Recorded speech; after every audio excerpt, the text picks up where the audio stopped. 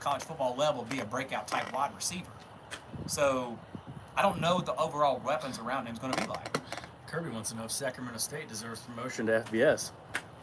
Just getting a top 100 player last night. Just locker in all kinds of Power 4 conferences. I mean, what do they call that? The go-go offense? Brennan Marion? Yeah, Brennan Marion, the go-go offense. Yeah. I mean, with them being in the news like they are, sure, why not? Like, I mean, the new like Pac-12 that they're trying to form, or whatever the small, like the Mountain West or something like that. Like, why not? Yeah, the problem with Sacramento is like it's just not a great TV market, especially for college football. I'm guessing. Yeah. I mean, they went after Texas State, obviously. Pac-12 did because they're in Texas. But my only question with that is, though, if we're saying that we don't think Sacramento State could be in there because they're not like a great like market as far as like that's all people eyeballs. Care about when they talk about TV markets. But dude, when you turn on a Stanford game there on a freaking farm, there's more people sitting out here on this patio right now, me and you, than there are at a Stanford game. Yeah, that's true. So like, it's not like that. Like, and a bunch of my Auburn friends that went out to Cal that year, like they were talking about, there's like that whole town, like there in Oakland, in that area, they didn't have a clue a college football game was going on that day. Yeah. And they were just talking about how different that was than being like in the SEC. But no, I think Sac State could be in there. Let's see, we had another one earlier that was, I can't remember what it was. It was right before the South Carolina question. Who would be the biggest Thoughts on underdog? Ole Miss? thoughts on Ole Miss, and then who would be the biggest underdog in the Power 4 conferences? Purdue, right? Sean, they've fallen on all platforms. Appreciate that. Thanks, Sean. The biggest underdog in all the Power 4? Ooh, Power 4 conferences. Stanford, Purdue. I mean, power rating wise, shout out to Kelly Ford. Purdue is the lowest rated Power 4 team right now, so they would be technically the biggest underdog. Hey, I'm going to give a plug to that really quick because we love his work, and we will plug anybody that we think puts out great stuff and that we follow too, and we would recommend. Kelly Ford at K Ford Ratings on Twitter. You guys need to follow him. But yeah, Kelly Ford at K Ford Ratings has Purdue as the worst team in the Power 4, but I would say probably them, maybe Stanford would probably be the two, right? Yeah. That would be there. Yeah. Be up there. But thoughts on Ole Miss? Yep. Dude, let's go there with Kiffin. I know that Kiffin underachieved last year with going 9-3. And with that roster that he had, that absolutely was underachieving. I mean, that roster was like talent-wise, pound for pound, the starting group, and especially when you see the NFL draft and things like, dude, they were as talented as any team in the country. They really were. Yeah. They had the number 1 and 2 defense and rush defense in the country. They were top 5 in like scoring offense and passing offense, explosive, like all these different metrics that you want to look at. And then they went 9-3, losing games like at home to Kentucky, lost at the end of the year, which a lot of people acted like that was a bad loss. To a bad team. No, it wasn't. That team that DJ Lagway in Florida had at the end of the year last year. Yeah. Just ask a lot of different coaches in the FBS. There's a lot of teams that wanted no part of that DJ Lagway-led Florida bunch at the end of the year last year, which is why they beat Ole Miss, which is why they beat LSU. They were a good football team down the stretch last year. But Lane Kiffin has raised the bar so much at Ole Miss that 9-3 now is considered bad. Yeah. Going 10-3 with your bowl win is considered bad. Back-to-back 10-win seasons. Back-to-back 10-win seasons. Before Lane Kiffin got to Oxford, the most wins in a single season in Ole Miss football history was 10 wins. And it only happened twice in the history of its program. He's done that now 3 times in Oxford. He won 11 games a couple of years ago when that bunch, when they beat Penn State in the Peach Bowl. Yep. So he's raised the bar that much there. But Ole Miss on the field this year, I think that I'm not talking about the actual recruiting ranking because, dude, I think he like reclassified like 2 years ahead. Austin Simmons, like he was super young when he got to Ole Miss, and was a dual sport and a dual threat quarterback, but a dual sport athlete in baseball and football. But he might be the most talented quarterback that Lane Kiffin's ever coached. I know Jackson Dart was like really high rated or whatever, but I think overall talent-wise, would you say that Simmons with his dual threat ability, his size? I mean, from the little we've seen of him, like he's freakishly talented. Yeah. So, why would we not think that Ole Miss? We'll get to the defense in a minute, but why would we not think that Ole Miss offensively is still going to be just freaking scary? Yeah, I think with Lane Kiffin and Charlie Weiss Jr., Mr. Megamind over there, like I don't think I'm not worried about their offense. Obviously, their defense was Kiffin's best defense by far last year statistically. Yeah. But they did lose a lot, so they've got to replenish some stuff. So we're gonna find out what Pete Golding. Yeah. What Pete Golding is like this year. I agree. Yeah. 'Cause with the talent they had last year, like I'm not saying anybody could have called that defense and they would have been good. Pete Golding's done a hell of a job there, coming from Alabama to Ole Miss. He's a good DC. Yeah. But I just think that like Ole Miss this year, like for example, South Carolina, like I know that a lot of people are excited about that game. Mhm. Like getting that game in Oxford, I think is a big deal for Ole Miss. But like they have to go this year to Georgia. Yeah. Like you know that Kirby Yeah. and the Dogs are going to be, pun intended, licking their chops Mhm. for that. I'm not going to say rematch, but for the absolute spanking that they took. Like, dude, we haven't seen Georgia get like just manhandled physically. Like I know Bama put it on them in the SEC championship game that year, but that Yeah. was more just like Bryce Young, Jamison Williams, and Mechie just slinging the rock all over the field, downfield shots. We saw them get manhandled in the Sugar Bowl last year. Good point, Notre Dame. Yeah, fans. you know. Good point. That's true. Can't hang They in the did- trenches, They but did. yeah. They did get banged around in the trenches in Yeah. that game. But like, I'll say in a regular season game, I don't remember Georgia. Yeah. I don't, dude. Since Kirby Smart's been there, like I don't remember them just getting physically whipped Yeah. at the line of scrimmage like they did by Ole Miss in that game. So, that was a long-winded deal to answer your question about what our thoughts on our Ole Miss this year. I think offensively, Ole Miss is going to be. I don't think it's going to be any issue. I think they're going to be just as good. Yeah. I do. I'll be shocked if they're not. Defensively, though, is my problem with. Yeah. Like I don't think they have any just Walter Nolans. Just but they're growing there at Ole Miss. Like I know they get guys in the portal, but they didn't get guys like Walter Nolan on the defensive line. Yeah. In the portal this year. And Umam and Yellen, did I say that right? Is it Princely? Prince Lee, Prince Will, Prince Will. Prince Will is there now, but Right, Princely, and he's yeah. not his brother. No. He's solid. Yeah. But he's not his brother. Yeah. So, Cool. We're going to talk about. Yeah, we talked about Texas Tech a little earlier, recruiting wise. We'll talk about them on the field here in a second. We had another one. We were talking about Notre Dame. Someone asked, what do they exactly ask? What could the Miami Hurricanes potentially make the CFP? yes. I mean, yeah, Absolutely They're they the can. second best team in the ACC, probably. Right. With Yeah. the overall talent that If Carson Beck plays like 2023 Carson Beck, Miami could very well win the ACC championship. Yeah, everybody thinks Carson Beck's trash because I just think it's because they just don't. Hey, Melissa, Terps fan. What's up? Fear the turtle, Melissa. Fear the turtle. I think that most people don't like Carson Beck as a quarterback because I think they allowed some of the personal stuff about how they feel about him, like some of the stuff off the field. Like Lamborghini Carson Beck was trying to be like a TikTok star with his influencer ex-girlfriend at the time. The way he kind of carried himself last year. Like I know Georgia fans, like all the rumors coming out that he wasn't like a leader last year. But dude, let's just be real. Georgia last year, of their 9 offensive linemen that they had, 7 of the 9 missed considerable time at different times with injuries. Yeah. And they led the nation in drops at the wide receiver position. Georgia was ranked 104th in the country in rushing last year. And so I just think that Beck this year, with a top 3 offensive line in the entire country at Miami, Francis Maoga, at the offensive tackle. Yeah. Like Cristobal recruits the offensive line position as good as anybody in the country. That's his specialty. They're going to have a really good O-line. They've got 2 dang good tailbacks led by Mark Fletcher. The receiver position is what the jury's out on because they lost their top 4 wide receivers. But again, they replaced some guys in the portal. They've got good athletes. Yeah. Defensively, love the coordinator hire. But can Corey Heatherman, let me ask you, do you think Corey Heatherman can make that big of a difference? He's from Minnesota, right? Right. Yeah, I mean, In year one. and they retooled the entire secondary for Miami. Like they've got to. I mean, Ruben Bain is gone. it'll be similar to Blake Baker at LSU. That's true. I think. Yeah. So LSU and Blake, that's a good comp. I like that. Thank you. LSU and Blake Baker. LSU and Blake Baker. 2 years ago, LSU was as booty as it could be on defense. Last year, they weren't great. They went from being in the 100s defensively to being in the 50s nationally. Mhm. Miami can go from being one of the worst defenses in the Power 4 to being just like average. Yeah. And if they're just average, if they're just average defensively last year, Yeah. they're in the ACC championship game and absolutely in the college football playoff Yeah. with Cam Ward. So I think Miami this year is a college football playoff contender if they get better on defense.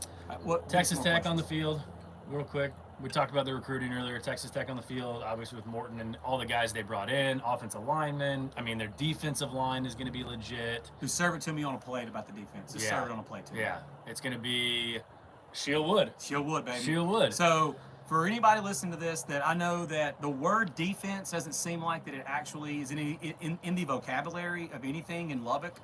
Since I've been alive, they have never been good defensively. They're elite offensively, it seems like, year after year, dating back to the Mike Leach age, RIP. And Cliff Kingsbury, you know, his quarterback, Cliff Kingsbury, like the different offensive coordinators that they've had there, Pat Mahomes at QB, Graham Harrell at QB, we could go on and on. Like even last year and the year before, Baron Morton, the offenses have been really good. But defensively, defensive coordinator Shield Wood that they brought in from Houston. Shield Wood has been a defensive coordinator for 5 years in college football. He was at Army, Troy, Tulane, Houston, and now he's at Texas Tech. The dude has never not had a top 35 defense and total defense and scoring defense since he's been a coach. Yeah. Like I was telling Tyler, like when he got named DC there at Texas Tech, dude, that hire was incredible. I used to, like, who loves betting unders in football? Nobody. Yeah. But you do if you were winning them, if you're winning the bets. Yep. I'm not sitting there watching Troy games. So the best time to bet an under is when you're not going to actually watch the game. So I would just bet under blindly every week in Troy games when Shield Wood was the DC there. And they went under like 8 or 9 straight weeks because they're holding teams and shutting them out. He goes to Houston last year, and Houston was ranked like 100 in the 100s in total defense and scoring defense in 2023. Last year in 2024, Shield Wood had Houston as a top 30 defense in the country. So if he can just replicate, just do what he's done everywhere he's been, and have Texas Tech in the top 35 Yep. in total defense and scoring defense, with the talent that they're going to have, with what they brought in the portal, and the skill that they're going to have on offense with Baron Morton back at quarterback, dude, yeah, that's why we've got them. Like Shield Wood is a huge reason why we've got them number 2 power ranked in the Big 12. Yeah. Penn State versus Bama in the playoffs this year. Ooh, Yeah. that would be dirty. Yeah. That'd be a heck of a game. What do you think about Arch Manning? Oh, that's a good conversation. Is this a good time, Tyler, that you should let the folks know about your take that you? So I'll serve it up to you. Okay. So when we were doing our top quarterback, SEC, by the way, you can go find this on YouTube, Spotify, Apple. If you're liking this conversation that we're having right now, we're not asking for freebies. If you think we know a little bit of ball here at all, go check us out on YouTube, Spotify, Apple. Give us a follow, subscribe. And we put out reels on TikTok and Instagram and on Twitter. E-Dog E-Dog? says, fun fact, Lance would drop a 3 right now in your face if this was 06. Ooh, whoever said that? E-Dog. Fun fact, Lance would drop a 3 in your face if this was 06. He must have knows. saw you shooting some hoops Hey, yesterday, dude, huh? at one point I held the county record in Etowah County in Alabama with 11 threes in a game, baby. Shout out against Glencoe. But we'll, I know people don't want to hear about my three-point shooting back in 2006. All right, so Arch Manning. Arch Manning. So we get our top quarterback rankings for the entire country. That'll be released this week, right? Yeah. Yeah, that'll be coming out this week on YouTube, Spotify, Apple. But we did our top SEC quarterback rankings here recently. That is already available on Spotify, Apple, and YouTube. And we had a pretty heated debate about Arch Manning or John Mateer at 4 or 5 in our SEC rankings. And my issue was, as I said, we've seen Mateer at least do this more at the college level. Granted, it was at Washington State, not against great competition. And I said, we haven't seen Arch a ton yet. I would have John Mateer there. And you said you'd have Arch there, and why? Is this, I give a lot of takes. So we're talking about, His last name. Yes. Yeah. so Arch Manning, obviously everybody knows him. Number 1 overall recruit, 5-star recruit. And my whole thing was if his last name was Johnson, what would we, and he was a 5-star quarterback being recruited by your team, Michigan, Notre Dame, Indiana, whatever. What would you be saying about him? You'd be hyping him up like crazy, like most people are. And now there's some people out there who are, kind of having a little trepidation. They probably want to dance around. They don't want to hype him up too much in case he fails, and they'll say, "Oh, see, I called it. He was trash." But if it was, I say he gets a bad rap because his last name is Manning. Yeah, he gets hyped up. It's both. He gets hyped up a ton and gets a ton of hype because his last name's Manning. He has a ton of pressure on him because his last name's Manning. We're getting a lot of Huskers fans in But now. on the flip side of that, I agree with him in that if your favorite team had a 6'4", 225-pound dual threat quarterback that runs like a bull, has a rocket of an arm, was again the #1 overall recruit coming out of high school, and he started 3 games last year, and I don't care if they were against bad football teams. I know it was bad football teams. UL Monroe, Mississippi State, UTSA. and UTSA were the 3 games that Art started last year. So yes, not great competition, but he still did incredible in those 3 starts. And when he would come in for his little running package, it worked, and he did great against everybody not named Georgia. But there's also a lot of quarterbacks that don't look great against Kirby Smart in Georgia, especially first-year starters. But that's neither here nor there.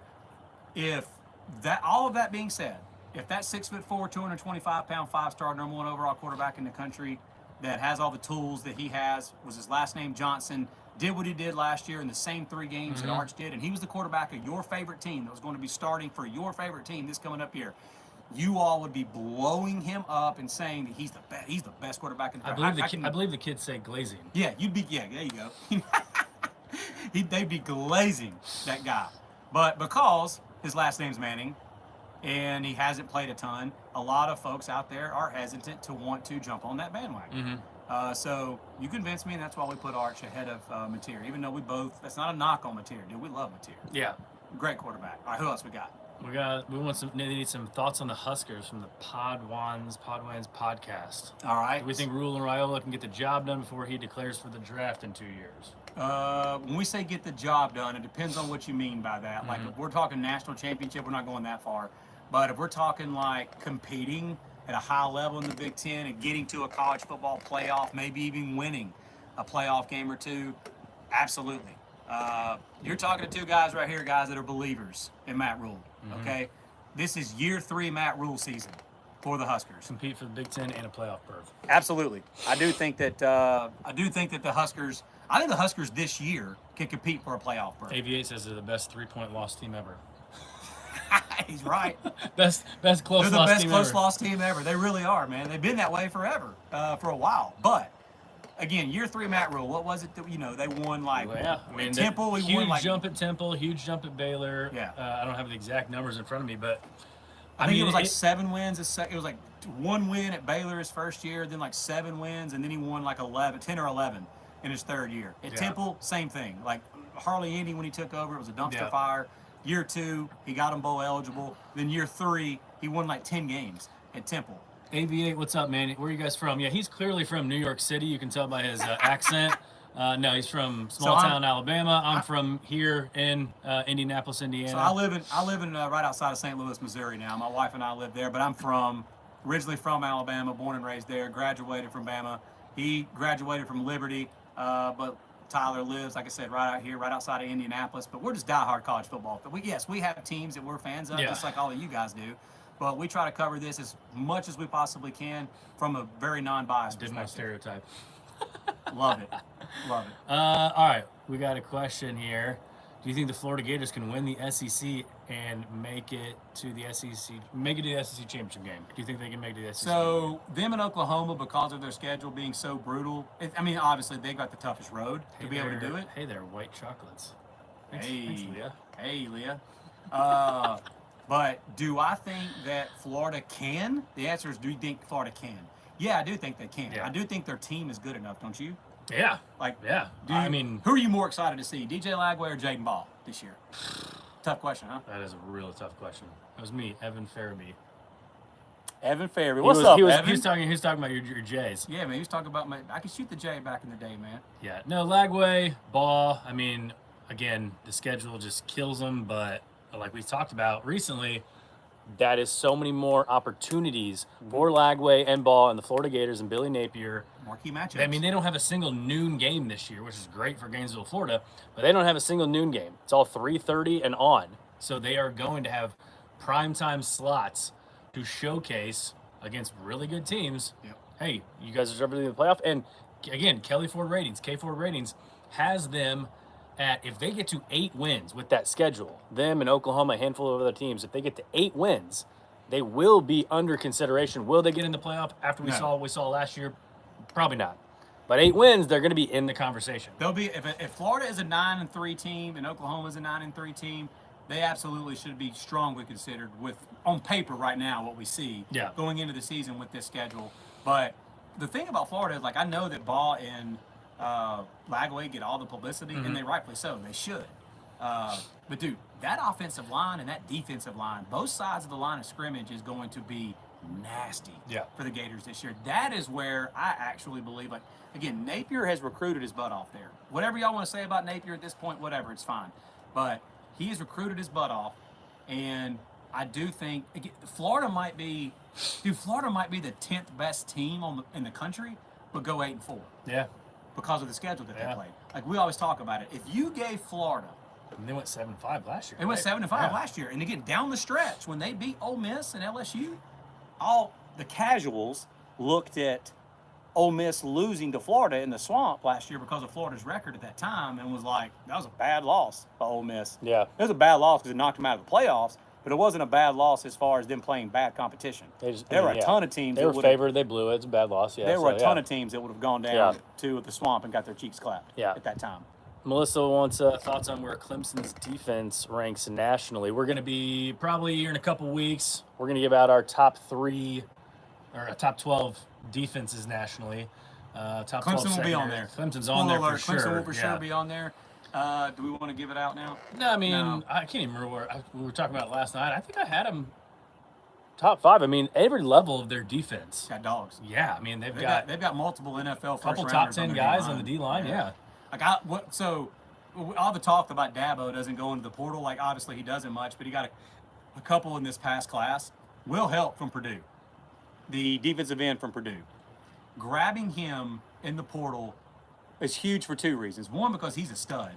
Yeah. But number 2, it allows Peter Woods, the 5-star former #1 overall defensive tackle. Yeah. Keyword, defensive tackle in the country coming out of high school.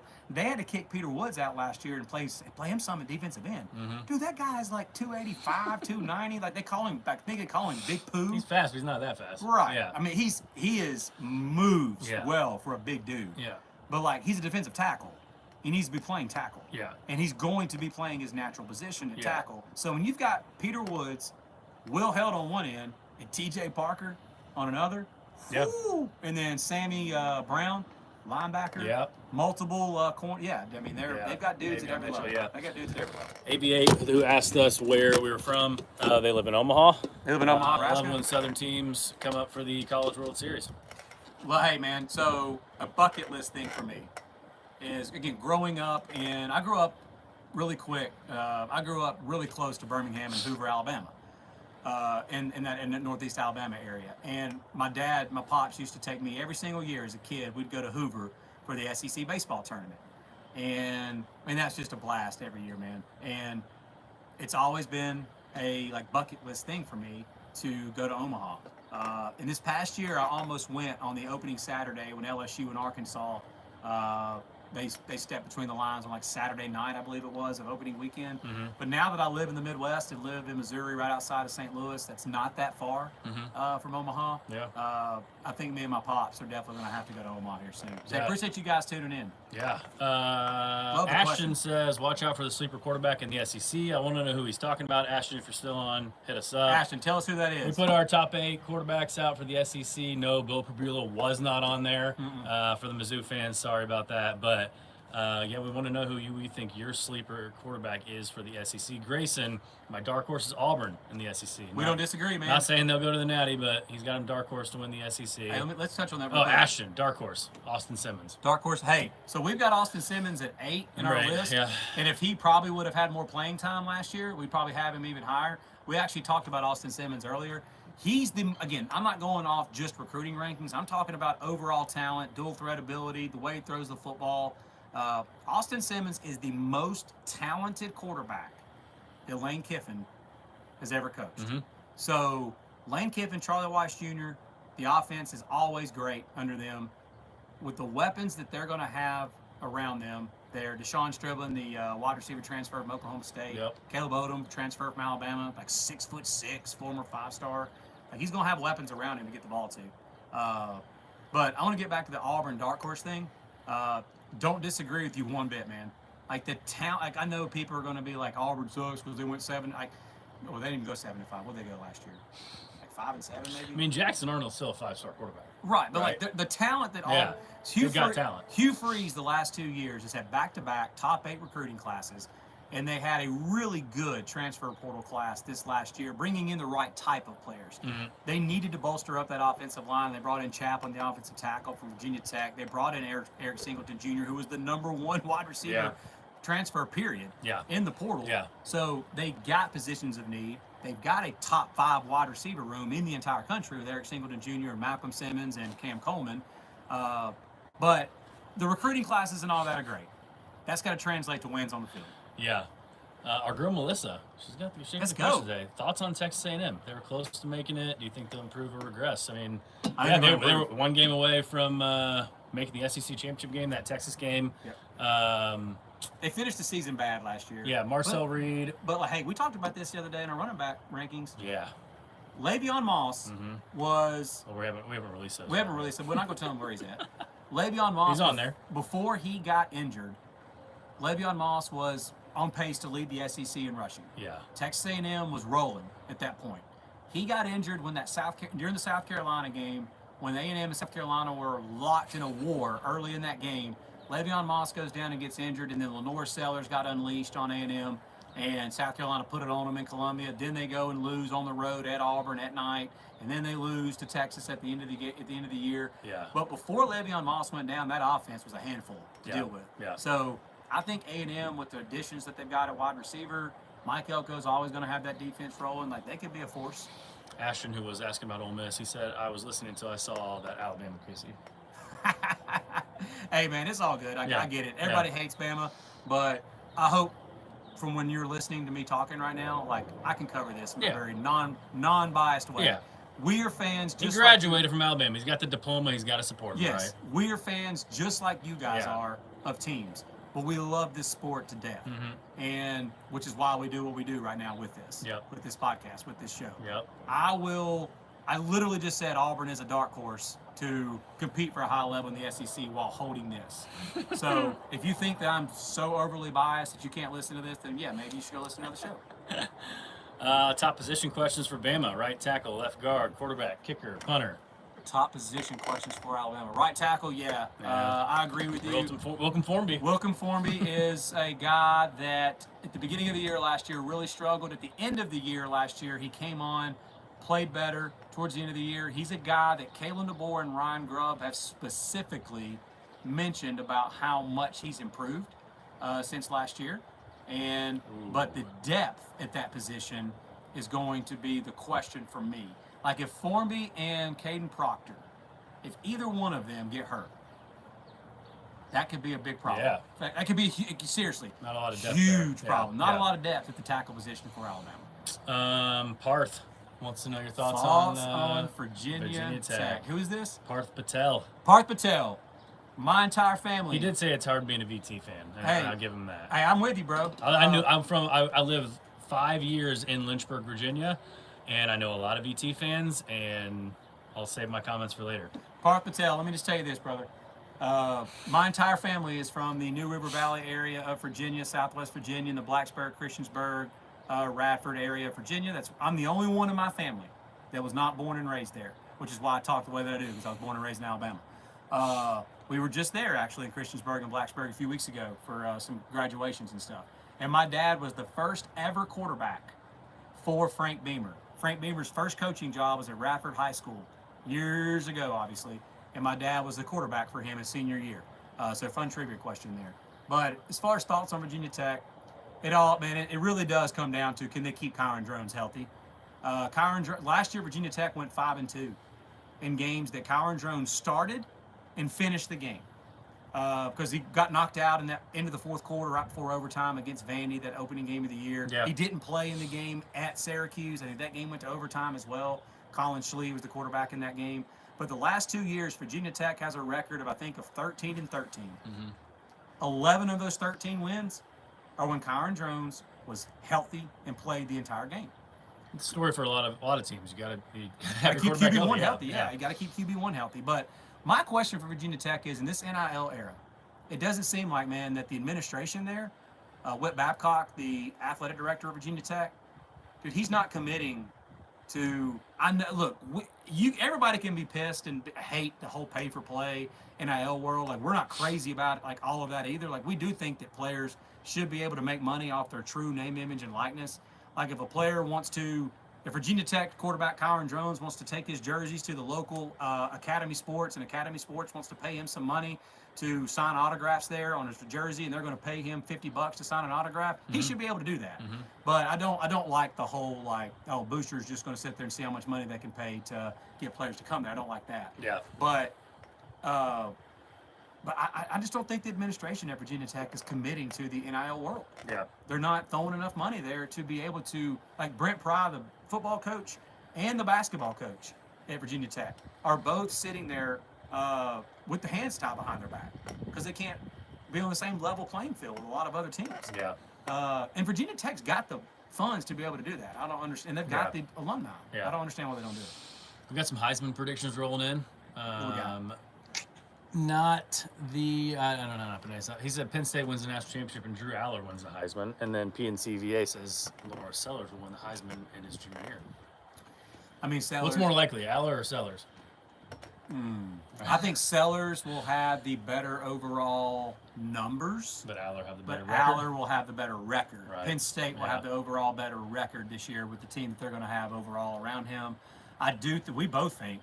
I know, again, outside of Penn State fans, a lot of people love to bag on Drew Aller and rag on him and talk about how he's not any good and these people he's overrated. We don't CFB believe Wyatt, that. what's up, man? What's up, man? Yeah, we don't think that. Yeah, we think Aller's going to have a big year for Penn State this year. Year 2 in Eddie Koldenicki's system, the upgrades at wide receiver around him, the run Yeah. game he's going to be able to lean on with. Dude, Allen Josh Singleton. Collins. What's up, my man? Josh Collins. Hey, man, come on. Type something in here, bro. Say what's up to the boys. Josh Collins. Yeah. Josh is going to be like, what do you think about my dogs? Yeah, we're trying to keep up with all the questions over here. USC is the dark Of course, the SEC. I mean, we don't have them in our top 8. We didn't have them post-spring top 8, so maybe they are a dark They horse are a to dark win the horse. SEC. They are a dark horse because if you look at the Vegas, the Vegas numbers, they are like a little down the list. Yeah. And again, their schedule a little bit this year is a Mhm. little because last year they got A&M in Columbia, they got LSU, at Williams-Brice. Yeah. I know they got Ole Miss at Williams-Brice. I know they lost to LSU and Ole Miss in those games, but like still, like they got a lot of those teams on. This year they're gonna have to go to College But Station. they get Oklahoma at home. They get Oklahoma. They at get home. Alabama at home. Get Alabama at home. So, Yeah, they've got a pretty tough schedule. Yeah. But again, Honora Sellers is good enough and talented enough to take that team and just say, "Get on my back," yeah. and carry him. He's that good. All right, let's go rapid fire here because we got questions rolling Yep. in faster than we keep up with. Let's So roll. we appreciate you guys. We'll stay on here as long as you want.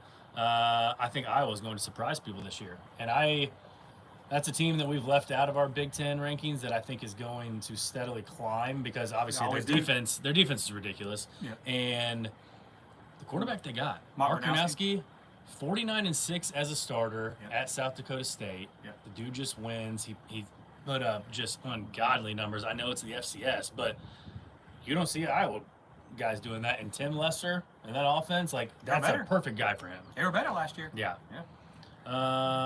VT season over after they lose to South Carolina and Atlanta. Favorite Batman villain? I mean, I gotta go Bane. Bane. Well, I don't know. Heath Ledger, Joker. Joker. Oh, but dude, what am I? I don't know- I don't know why Absolutely. we're- That's the great. That's one of the Bane greatest. just immediately came to my mind, but I was like, Yeah, yeah, how could I do one that of the to Heath Ledger? greatest Yeah. acting performances. I mean, Yeah. dude, he did so good at it, but he became it. Yeah. Heath Ledger literally passed away because of his RIP, because of his role that he played Yeah. as the Doing too much yapping, bro. Thanks, man. Maybe this is a podcast. We talk ball. So Yeah, like, we're just talking ball. I mean, that's in the name, so you don't want to watch. Maybe that's fine. maybe just don't watch it then. All right, let's see. I know I saw something from Wyatt in here. Thoughts on Illinois? Biggest frauds, in my opinion, from Wyatt. You want me to take that one? You take that one. You're a big Illinois fan this year, I think. So the jury's still out with me on Illinois. I'm just going to be honest. Last year, the better teams that they played, I mean, they were never. I don't care what the score actually says. When you watch that game against Penn State, which I did, they were never really like in that ball game Yeah. to where the point where they could you thought that they could win that game. I mean, they got romped by Oregon.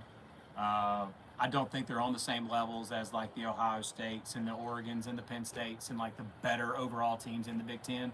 But I do think that Illinois is good enough that when you look at their schedule, they're absolutely an 8-4, 9-3 type level team in the Big Ten this year with their schedule. But the problem is when people hear me say that, Illinois is an 8-4, 9-3 type team, they think that I'm hating on them and bashing on them. Yeah. When did you ever think that Illinois was going to be an 8-4, 9-3 type team? Yeah. We just got the We'll wrap it up from the wives, but Kids are about to wake up from the naps, going to go to the pool. Arizona State taking the Natty. and that brings me to my question for you: is Can a Big 12 team actually win the national championship? We know Clemson can. from the ACC, so can a Big 12 team actually win the national championship? I don't think so. I really don't. I'm not saying ever. But like I don't think This this year. year. This year, no. I don't think so. Like I love Sam Levitt and Jordan Tyson, and we're huge fans of Kenny Dillingham and what he's building there. Yeah. But I don't think that their overall roster could go. So like with the new playoff structure, you having to win like 3 or 4 games against incredible, like at least 2 of those games are going to be ridiculous competition. Yeah. Like obviously the way that the draw that you get, you might get a team like, for example, not a knock on SMU, but let's just be realistic here. SMU is not Notre Dame last year or Yeah. Ohio State. Yeah. Like Oregon last year got that trash draw where they had to draw the Buckeyes their first game. Yeah. If they were doing straight seeding, and you look at what the straight seeding model would have been, Oregon probably would have been in the semifinals or the national championship game by the teams that they would have gotten to play Yep. instead of playing Ohio State. Yep. But no, I don't think Arizona State or a Big 12 team could run through 3 or 4 playoff games and beat an Ohio State Yeah. and then beat an Alabama or Georgia Yeah. or beat a Penn State Yeah. or something. I don't think so. We'll do a couple more. So, speaking of Georgia, what do you guys think about Georgia? We got them number 3. In our post-spring SEC rankings behind Texas and Alabama. Gunnar Stockton, obviously, big question Mark, even though he played in 2 really important games last year, Yeah. Didn't look like a world beater. Of course, Carson Beck didn't look great last year either, but Think of the defenses that Yeah. Stockton played against. Yeah. Yeah, I just think Georgia defensively, Kirby Smart's always going to have them. If Stockton can just be solid, but for me, they got to get that run game going again. Mm-hmm. Ranked 104th in the nation in rushing at Georgia, that can't happen. That offensive line's got to improve, and they've got to start running the football better. Which obviously I think that's a focus that they've got this year with Frazier coming back at tailback. Yeah. Lucas, grown men talking about college kids. Awesome. Appreciate you tuning Thanks, in, Lucas. Yeah. Thanks, Lucas. A&M ain't shit. Okay. Let's see what else we got. I'm not buying Texas yet. SMU is still not desirable for most. The facilities are still lacking. They got money down there, so. But yeah, that's it, man. We're gonna have to call it quits here. My little 21-month-old just got up from his nap. He's the real Brody ball man's knower. He's the here. real ball knower of the family. Yeah. Future middle linebacker. Appreciate you guys. tuning in. Follow on all the socials, man. Man, TikTok. Pex, Instagram, YouTube, all that stuff. Appreciate all the And, questions, yeah. guys. This was fun. Yeah, we'll do this a lot more. Obviously, we won't Won't be together a lot, but hey, Yeah. Lance might get bored, pick up the phone, start doing a live. I might start doing a live, so we appreciate you guys tuning in.